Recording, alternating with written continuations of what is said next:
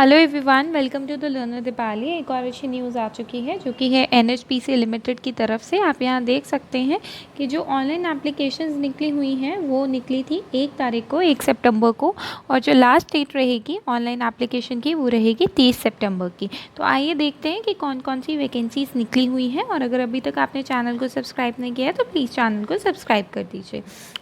जो पहली वैकेंसी जो है वो है सीनियर मेडिकल ऑफिसर की। इसके लिए इन्होंने एमबीबीएस मांगा गया है और साथ में एक्सपीरियंस मांगा है 2 साल का। इसके साथ साथ जो मैक्सिमम एज बताई गई है वो 33 साल बताई गई है। टोटल वैकेंसीज 13 रहेंगी। और यहाँ पर जो सेकेंड वैकेंसी आ रही है वो है असिस्टेंट राज्यसभा ऑफिसर की, जो कि जिसके लिए आपको क्या करना होगा, आपके पास मास्टर डिग्री होनी चाहिए, ठीक है, एक रिकॉग्नाइज्ड यूनिवर्सिटी की, जिसके अंदर आपने हिंदी के अंदर आपकी मास्टर डिग्री हो, जिसमें इंग्लिश का आपका एक इलेक्टिव सब्जेक्ट हो। 35 साल की उम्र होनी चाहिए मैक्सिमम। और अगर कोई भी आपको दिक्कत आती है तो आप इन नंबर्स पे और इस हेल्पलाइन पे कॉल कर सकते, इस हेल्पलाइन पे मैसेज कर सकते हैं।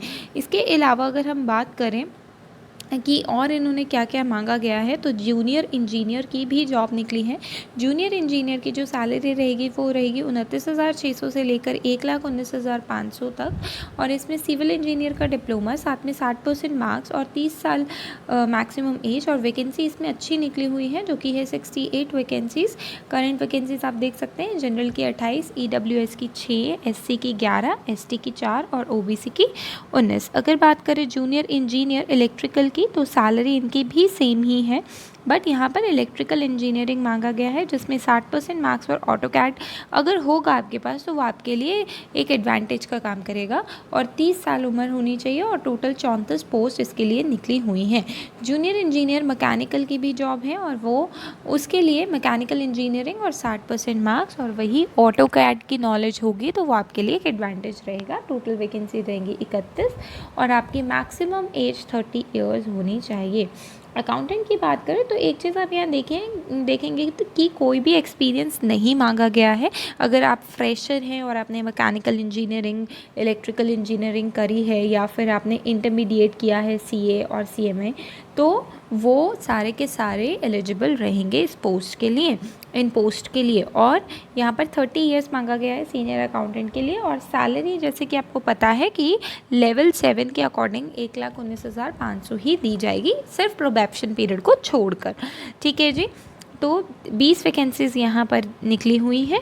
इसके साथ साथ सीनियर मेडिकल ऑफिसर यहाँ पे वैकेंसीज बताई गई है, जिनको बेंचमार्क डिसेबिलिटी है उनके लिए आपको क्या करना होगा, यहाँ पे कैटेगरीज दे रखे हैं, इन कोड को आपने ध्यान में रखना होगा फॉर्म को फिल करते हुए, ठीक है जी। तो इसके साथ साथ क्या क्या कंपनसेशन पैकेज मिलेगा आपको, इसमें आपको basic pay, allowance, HRA allowance, performance related pay, medical facility, social security benefit, PF, pension, gratuity, ये सारी चीज़ें आपको टाइमली मिलती रहेंगी।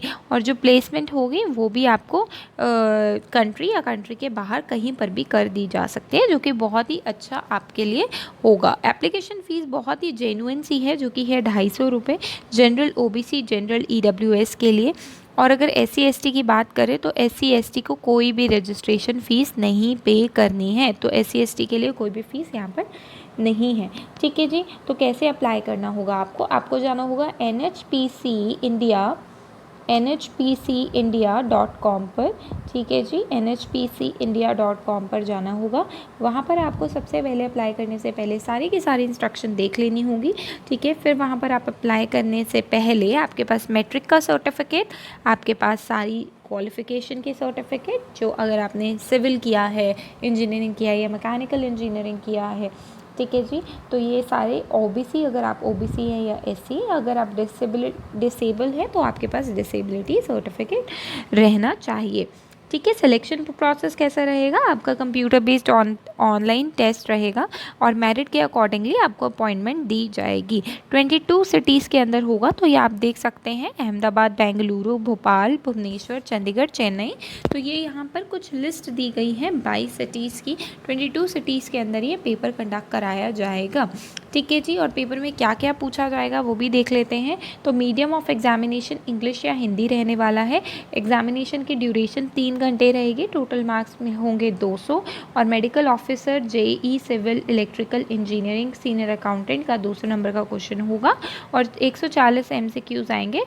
उन्हीं के रिलेटेड अगर आप सिविल से बिलोंग करते हैं तो सिविल के ही क्वेश्चंस पूछे जाएंगे। इलेक्ट्रिकल इंजीनियरिंग से तो आपके सब्जेक्ट के ही 140 क्वेश्चन, 30 क्वेश्चंस जनरल अवेयरनेस और 30 क्वेश्चंस जो आपके रहेंगे वो रीजनिंग के रहेंगे, जो कि सबके लिए कॉमन होने वाला है। असिस्टेंट राजभाषा ऑफिसर की बात करें तो 110 क्वेश्चन आएंगे, जिसमें 40 क्वेश्चन आपके पर्टिकुलर सब्जेक्ट के, 30 क्वेश्चन अवेयरनेस के, 30 क्वेश्चन रीजनिंग के रहने वाले हैं।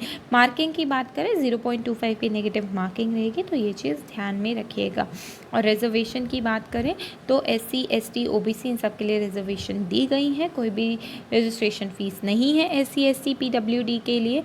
और SC, ST, PWD को विद 50% मार्क्स जो हैं, जैसे कि मैंने आपको बताया कि जो ऊपर कैंडिडेट्स हैं उनको 60% मार्क्स ग्रेजुएशन में होने चाहिए, पर SC, ST के लिए 50% वाले भी अप्लाई कर सकते हैं। ठीक है जी। तो अपर एज लिमिट यहाँ पे 5 साल कर दिया गया है जिनका जम्मू एंड कश्मीर का डोमिसाइल है, तो ये चीज़ में ध्यान रखिएगा।